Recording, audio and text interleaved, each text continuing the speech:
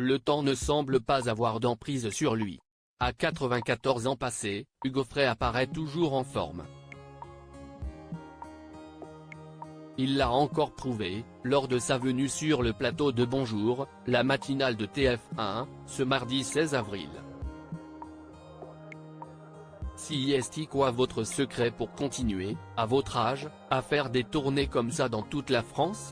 A demandé Maud Descamps à l'interprète de Santino. Le secret, si est que j'aime n'est pas justement. Ça serait trop facile de dire, si est ça ou ça ou ça.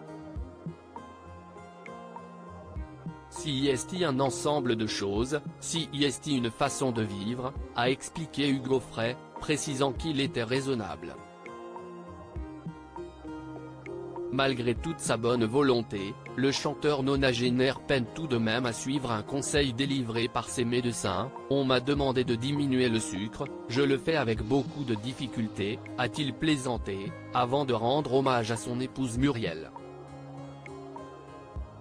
Je vis avec ma jeune femme Muriel, le fait d'avoir quelqu'un de très jeune à mes côtés, ça me fait beaucoup de bien, a assuré Hugo Frey, qui a attendu le décès de sa première femme pour se remarier.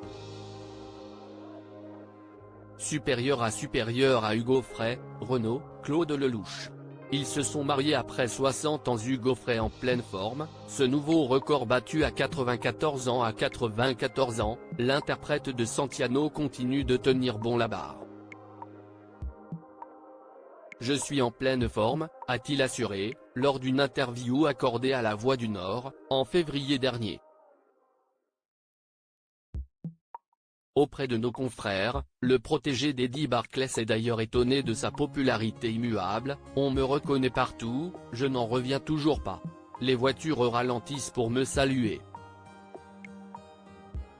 L'autre jour, un monsieur me désigne à son petit garçon en lui disant « Tu vois le monsieur, c'est lui qui a écrit Santino ». Si le nonagénaire connu pour sa musique entraînante et folklorique est encore une bête de scène, il assure aussi sur les petits écrans. En effet, de passage dans une célèbre émission de France 3 début février, Hugo Frey n'avait pas manqué de fédérer une nouvelle fois, comme il l'a détaillé auprès du quotidien, « J'ai fait l'émission Vivement Dimanche à la télévision. Michel Drucker m'a appelé juste après pour me dire que j'avais battu le record d'audimat avec 1,3 million de téléspectateurs, ça me touche. » La raison de son succès médiatique ?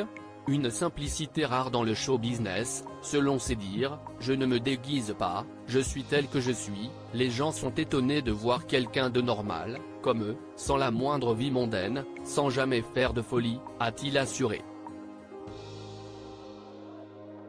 Crédit photo, capture d'écran TF1.